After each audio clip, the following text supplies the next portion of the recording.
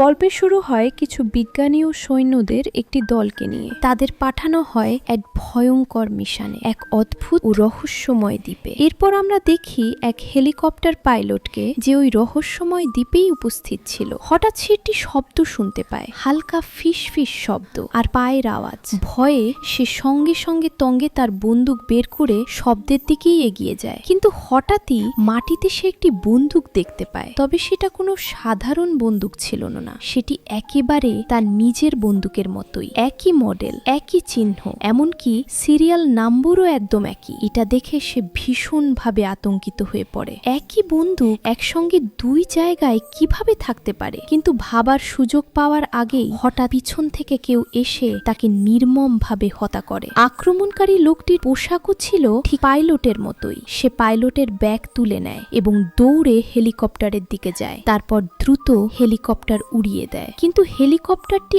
আকাশে উঠতেই যেন কোনো অদৃশ্য দেয়ালে ধাক্কা খায়। আসল সত্যটা ছিল এই, পুরো দ্বীপটাই এক শক্তিশালী এনার্জি ফিল্ডে ঘেরা ছিল, আর সেই কারণেই হেলিকপ্টারটি আগুনের গোলায় পরিণত হয়ে পুড়ে ছাই হয়ে যায়। এই দ্বীপ থেকে কেউই বাইরে যেতে পারে না। গল্পটা সময়ের একটু পেছনে ফিরে যায়। তার এবার আমরা সান ফ্রান্সিসকো শহরে অ্যাডিসন নামের এক প্রাক্তন সেনা মহিলাকে দেখি। সে এখানে এক ব্যক্তির সঙ্গে দেখা করতে এসেছে যার নাম চি। অ্যাডিসন তাকে এক অত্যন্ত বিপজ্জনক মিশনের জন্য নিয়োগ করতে চেয়েছিল। অ্যাডিসন চিকে বলে, আমরা তোমার সম্পর্কে সবকিছুই জানি। তুমি আগে সেনাবাহিনীতে ছিলে, কিন্তু একটি মিশনে ব্যর্থ হওয়ার পর তোমাকে বের করে দেওয়া হয়। এমনকি সরকারি নথিপত্র থেকেও তোমার নাম মুছে ফেলা হয়েছে, যেন তুমি কখনো এই পৃথিবীতেই ছিলে না। আর এই কারণেই অ্যাডিসন তাকে নিজের সঙ্গে যুক্ত করতে চেয়েছিল। তার কোম্পানি এমন মানুষদেরই খুঁজছিল যারা কাগজে কলমে জীবিতই নয়। এরপর চি জিজ্ঞেস করে, মিশনটা কি? তখন অ্যাডিসন জানায় যে তাকে যেতে হবে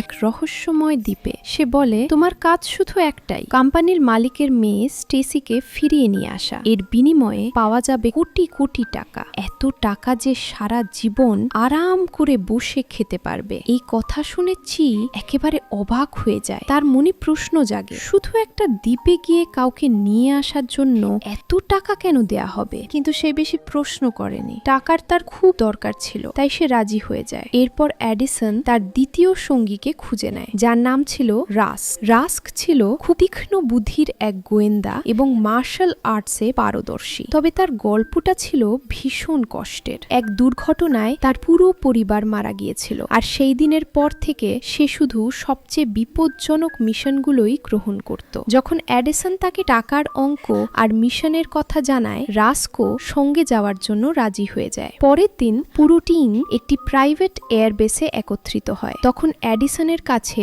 মোট 6 জনের একটি দল ছিল, যার মধ্যে চেস ও রাস্কো ছিল। অ্যাডিসন সবার সামনে মিশনের ব্রিফিং শুরু করে। সে জানায় যে ওই দ্বীপে দুটি রিসার্চ সেন্টার রয়েছে, একটি উত্তরে নর্থ আর একটি দক্ষিণে সাউথ। তারা হেলিকপ্টারে করে দ্বীপের মাঝখানে অবতরণ করবে। এরপর দলকে দুভাগে ভাগ করা হবে এবং দু জায়গাতেই খোঁজ চালানো হবে। সাউথ টিমে ছিল অ্যাডিসন, চেস ও ডেস, আর নর্থ টিমে ছিল রাস্ক ও কোল্ড, যারা ভারী অস্ত্র চালনায় দক্ষ, এবং ট্যাগ, যে ছিল মেশিন ও ড্রোনের জিনিয়াস। তারা জানতো না স্টেসিকে ঠিক কোন রিসার্চ সেন্টারে রাখা হয়েছে, তাই দু দলে ভাগ হয়ে অনুসন্ধান করার সিদ্ধান্ত নেওয়া হয়। সবাইকে নিজের নিজের জায়গায় খোঁজ চালাতে হবে। স্টেসিকে যেই পাওয়া যাবে, সবাই আবার দ্বীপের মাঝখানের পয়েন্টে হেলিকপ্টারের কাছে একত্রিত হবে। এরপর আমরা দেখি মিশন শুরু হওয়ার আগেই ট্যাগ একা বসে তার মেয়ের একটা ছবি দেখছে। তার স্ত্রী মারা গেছে, আর তার মেয়েটাই ছিল তার পুরো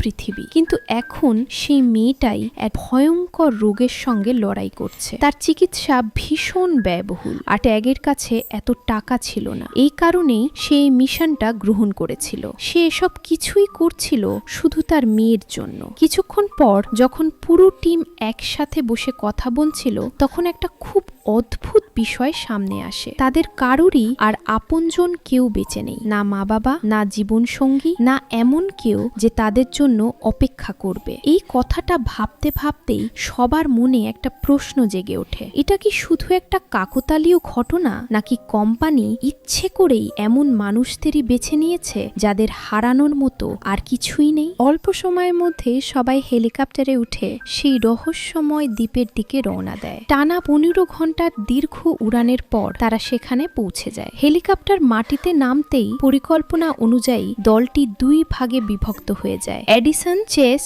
আর ডেক দক্ষিণের দিকে এগোতে শুরু করে, কিন্তু কিছু দূর যেতেই তাদের পা থেমে যায়, কারণ তাদের সামনে যে দৃশ্যটা ছিল তা ছিল ভয়ঙ্কর ও হৃদয় বিদারক। মাটিতে ছড়িয়ে ছিটিয়ে পড়েছিল অসংখ্য লাশ।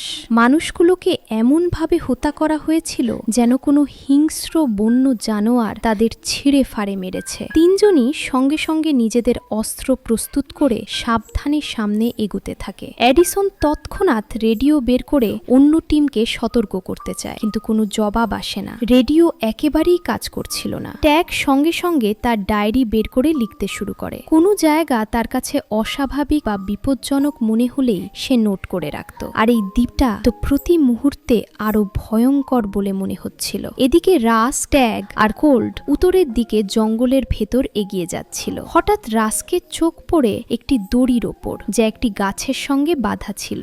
দড়িটা দেখতে খুব পুরনো লাগছিল, কিন্তু তার গিটা দেখে রাস্কের মনে অদ্ভুত একটা অনুভূতি জাগে। রাস্ক বলে ওঠে, আমার মনে হচ্ছে এই দড়িটা আমি নিজেই আগে বেঁধেছিলাম। কিন্তু সে নিজেকেই সামলে নেয়। এটা কিভাবে সম্ভব?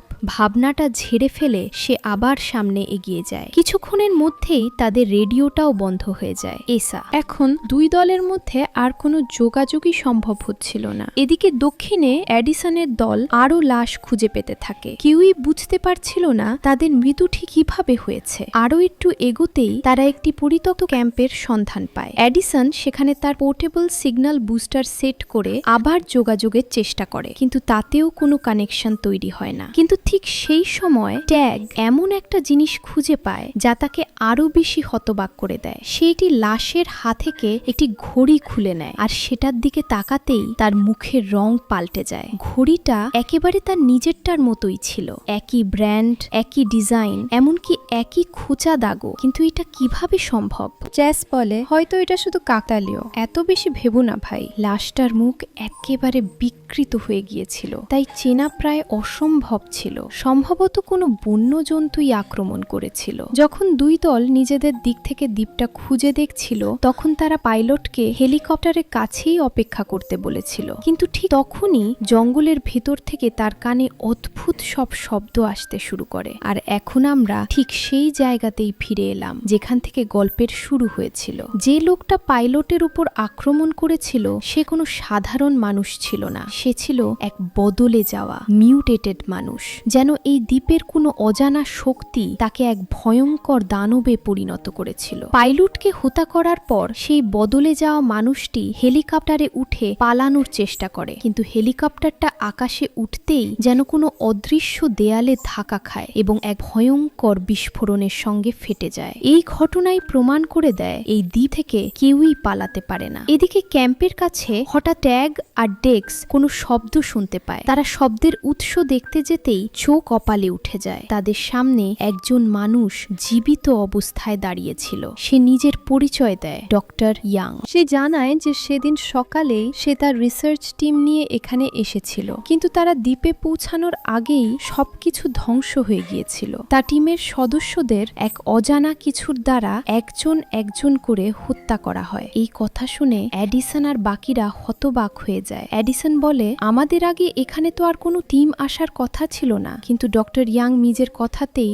অটল থাকে। এরপর তারা স্টেসির কথা জিজ্ঞেস করে, যে মেয়েটিকে বাঁচানোর জন্যই তারা এখানে এসেছে। স্টেসির নাম শুনতেই ডক্টর ইয়াং এর মুখের ভাব পাল্টে যায়। সে ধীরে করে তার সঙ্গে চলতে বলে। সে তাদের জঙ্গলের মাঝখানে থাকা একটি একা বিল্ডিং এর কাছে নিয়ে যায়। সেখানে মাটিতে একটি লাশ পড়েছিল।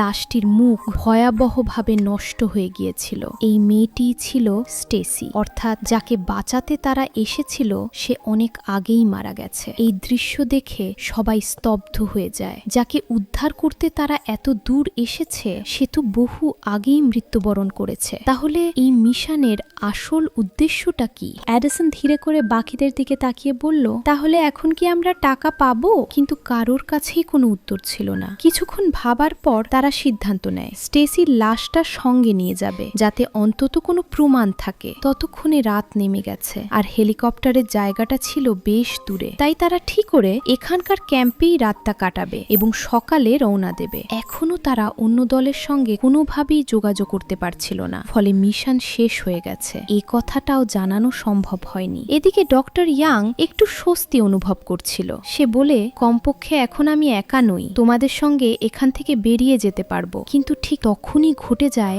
আরেকটা অদ্ভুত ঘটনা। ট্যাগ তার ডায়েরিতে কিছু লিখছিল। এমন সময় ডক্টর ইয়াং সেটা দেখে বলে ওঠে, এটা তো আমি আগেও দেখেছি। সে সঙ্গে সঙ্গে নিজের ব্যাগ খুলে একটি ডায়েরি বের করে। ডায়েরিটা একেবারে ট্যাগেরটার মতোই, একই কাভার, একই দাগ, একই হাতের লেখা। এটা দেখে সবাই হতবাক হয়ে যায়, কিন্তু সবচেয়ে ভয়ঙ্কর ব্যাপারটা তখনই সামনে আসে যখন তারা ডায়েরির ভেতরটা দেখে। সেখানে পরের দিনের ঘটনাগুলো লেখা ছিল, যেগুলো এখনো ঘটেইনি, আর সেগুলো লেখা ছিল ঠিক ট্যাগের হাতের লেখাতেই। এই দেখে ট্যাগের মাথা ঘুরে যায়। সে বলে ওঠে, আমি তো আজই এখানে এসেছি, তাহলে এগুলো কিভাবে আগে থেকেই লেখা থাকতে পারে?